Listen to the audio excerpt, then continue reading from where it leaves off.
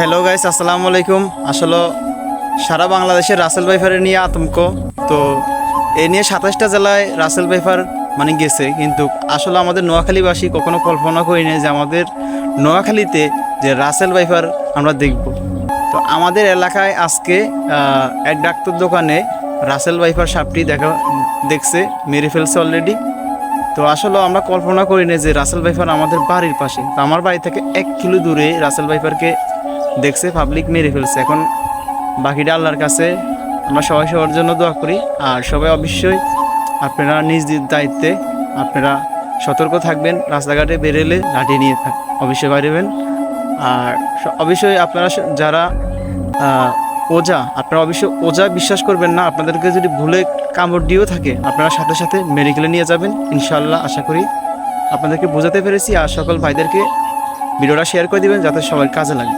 ধন্যবাদ।